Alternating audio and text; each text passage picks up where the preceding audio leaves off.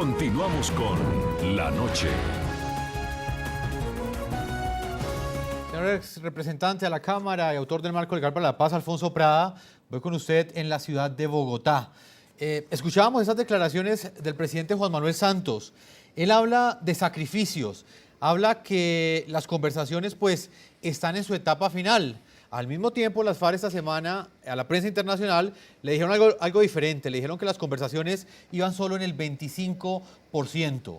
Cuando el presidente Juan Manuel Santos habla de sacrificios, ¿a qué tipo de sacrificios se refiere, señor Prada? Naturalmente, para lograr la paz en Colombia, lo definimos así en el marco constitucional y así se ha definido en todos los procesos de paz en el planeta entero, en la totalidad de los países en donde ha habido conflicto. Hay naturalmente una tensión. Para lograr la paz hay que sacrificar un poco de justicia y esa justicia se expresa precisamente en cuáles son las condiciones de reparación de las víctimas que vamos a plantear.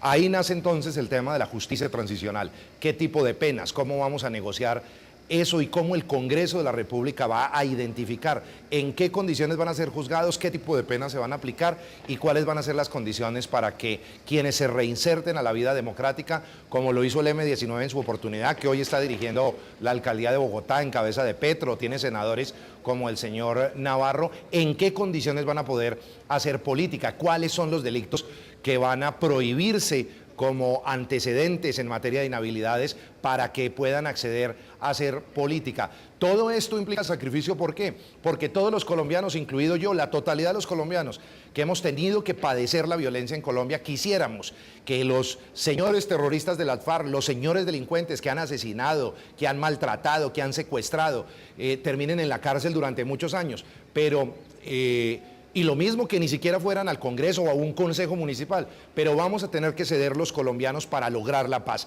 Por eso el presidente habla de sacrificios. ¿Cuáles sacrificios y hasta dónde vamos a llegar? Se va a definir en dos instancias. La primera, en el Congreso de la República, después de aprobado este marco constitucional para la paz, se le traslada el debate sobre la decisión de estos temas. Y segundo, en un referendo posterior de paz, los propios colombianos tendremos que ir a las urnas a votar qué tipo de sacrificios aceptamos y cuáles no. No, pero me gustaría preguntarle a usted, señor Prada, porque es algo que me imagino que me preguntan muchos televidentes hasta ahora, y es ¿por qué exigirle siempre a los ciudadanos, a la sociedad, sacrificios, que perdonen, que acepten, cuando los victimarios primero no han pedido perdón, tampoco han manifestado su voluntad de cambiar esos actos terroristas, de redimir esas acciones que están cometiendo y no exigirle más bien a ellos que, por ejemplo, dejen de reclutar niños, que dejen de poner bombas, que dejen de asesinar menores de edad, como sucedió en Arauca hace menos de 3 semanas? ¿Por qué exigirle siempre a los ciudadanos y no al grupo terrorista de las FARC?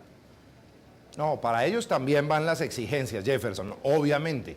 Y ellos lo primero que tienen que hacer es desmovilizarse, entregar las armas, hacer dejación de ellas. Tienen que contar la verdad. ¿Dónde están nuestros secuestrados? Entregarlos. ¿Dónde está la verdad de los asesinatos que han cometido? ¿Dónde están nuestros muertos? Comprometerse claramente a la no repetición de los actos, entregar las rutas del narcotráfico, entregar su economía paralela, mafiosa que han construido, de tal manera que aquí no se trata simplemente de pedirle a la ciudadanía y al país entero, sacrifiquémonos pues por las bellezas de las FARC. No, las bellezas de las FARC van a tener que pagar también, incluso cárcel, van a tener que entregar buena parte de su capital, van a tener que reparar las víctimas para que efectivamente haya un perdón. Pero termino diciéndole esto, Jefferson, también la sociedad debe aportar un grado de perdón. En la medida en que no haya un poco de perdón, no va a haber nunca reconciliación ni paz en Colombia. Es de lado y lado y de eso se trata el sacrificio. Señor viceministro Guarín. El detalle es que todo lo que está diciendo, sobre todo la última parte, el doctor Prada, no aparece en los informes producidos por las FARC y el gobierno en la mesa de La Habana. Por ejemplo, el tema de las rutas y el tema de la economía mafiosa que ha construido las FARC. No hay una sola palabra en los puntos acordados y que han sido publicados por el gobierno y las FARC en lo que tiene que ver con el narcotráfico y los cultivos ilícitos. Tampoco hay un solo punto sobre cómo van a reparar a las víctimas en lo que tiene que ver con las tierras. No hay un solo punto tampoco en lo que tiene que ver de cómo se va a enfrentar todas las atrocidades que han cometido hasta ahora de cara a la justicia. Entonces, yo suscribiría al discurso que acaba de dar a Alfonso Prada, pero la realidad es que eso no está en lo acordado hoy en La Habana. En cambio, ¿qué sí está? ¿Qué sí está? Una posición de la Fiscalía General de la Nación, oficial por parte de Eduardo Montealegre, el señor fiscal, en el sentido que los señores de las FARC no deberían pagar un solo día de cárcel, sino hacer trabajo social, trabajo comunitario. No deberían pagar un solo día de cárcel por sus atrocidades, por sus masacres, sino pedir excusas públicas. Entonces, ¿dónde quedan los derechos de las víctimas? Ese derecho reconocido por el sistema interamericano que tiene a las víctimas a que se investigue, juzgue y condene por parte del aparato penal de un Estado a quienes han sido sus victimarios. ¿Dónde quedan los derechos de las víctimas cuando las FARC no reconocen siquiera su calidad de victimario? Cuando el señor Timochenko sale a justificar centenares de miles de atrocidades contra los colombianos. Ese es el tema aquí de debate. Ese es el tema que surge de debate porque en los informes nada de estas cosas que estoy señalando se satisfacen y por el contrario, el gobierno y la bancada del gobierno en el Congreso lo que se han dedicado es a allanar el camino para llenar de privilegios y beneficios a señores que deben pagar por sus crímenes atroces. Señor Prada, ¿usted cree que el presidente Juan Manuel Santos, en este planteamiento que está haciendo el exviceministro Guarín, ¿usted cree que el presidente Juan Manuel Santos sí logrará ese apoyo, esa legitimidad que busca para ese modelo de paz que negocia? Porque en palabras digamos que es muy fácil decirlo, el representante. Claramente el que está gobernando es quien ganó las elecciones, pero hubo un gran porcentaje de colombianos, como lo dije al comienzo de este programa, que votó en contra de ese modelo de paz. ¿Podrá el presidente Juan Manuel Santos ganar legitimidad para ese proceso de paz, la legitimidad de todos los colombianos, que en últimas debería ser el fin para que este proceso de paz realmente llegue a feliz término y tenga el respaldo de todos los colombianos? La tiene, Jefferson. No lo ponga en duda de esa manera. Mire usted la composición del Congreso de la República y el apoyo político que logró el presidente Santos, el apoyo del Partido Liberal, del Partido Cambio Radical, del Partido de la U, de la gran mayoría del Partido Conservador, prácticamente la totalidad del Polo Democrático, de la Alianza Verde, el espectro, por lo menos el 80% del Congreso de la República que representa a la nación entera apoyó esta iniciativa de paz y por eso ganó el presidente Santos las elecciones. No coincido con usted en el cuestionamiento que hace al resultado electoral. En una democracia gana quien gana las elecciones y hoy posesionamos al presidente. Ahora, ¿cómo lograr la legitimidad adicionalmente? Haciendo una buena negociación que va a ser conocida por los colombianos. Aquí no se negocia de espaldas a nadie, porque además el fruto de la negociación va a terminar como lo dejamos hecho. Yo también soy autor y fui ponente del referendo para la paz, para que sea el instrumento a través del cual se legitime finalmente los acuerdos de paz de La Habana. Será el pueblo en las urnas. Y si el pueblo considera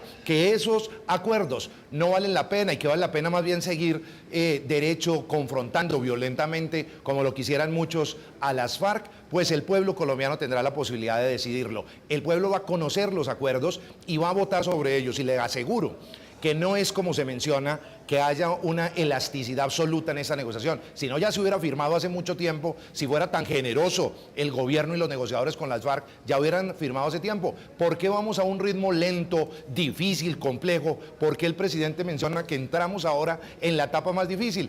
Precisamente porque no cedemos terreno. ¿En qué? En la reparación de las víctimas. No se negocia. Las víctimas tienen que ser reparadas en Colombia, y decir que no se ha escrito una sola palabra sobre víctimas cuando ya tenemos una ley de víctimas en Colombia, pero además el próximo 16 arrancan las víctimas por primera vez civiles que representan a colombianos y son las víctimas, van a sentarse a ser escuchados por los señores de las FARC y por los señores del gobierno para construir con la sociedad civil un esquema de reparación que sea viable y aceptado por los colombianos. Sin él, paz no va a haber en Colombia y no va a ser refrendada. Ese es el camino de la legitimidad.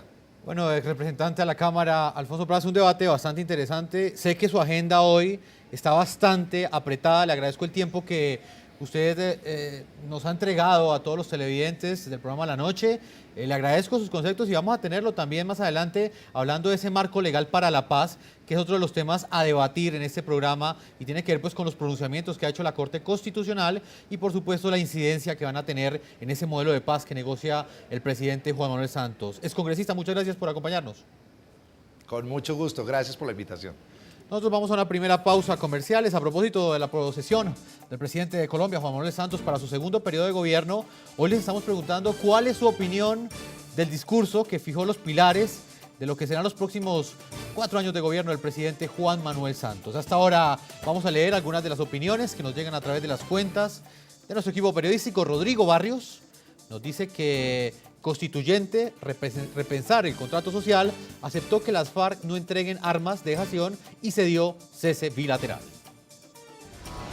Carlos Arturo Castro nos dice que me hubiera gustado, dice él, escucharle un mayor énfasis en la lucha contra la corrupción, apoyo a la industria nacional y no venta de Isagen. Y finalmente, bueno, leamos el comentario que nos envía Oscar Concha. Él nos dice que le creo la conexión de todos los municipios a internet, dudo reforma a salud, si controla precios, medicamentos, la saca del estadio. Son las opiniones que nos envían nuestros televidentes hasta ahora en el programa La Noche. Nosotros vamos a una primera pausa y cuando regresemos integraremos a este análisis, a este debate, a una reconocida congresista y líder política de Colombia, ella es Claudia López, del Partido Verde. Estaremos también analizando desde su aguda perspectiva lo que fue este discurso del presidente Juan Manuel Santos. Ya regresamos a la segunda parte de este programa La Noche.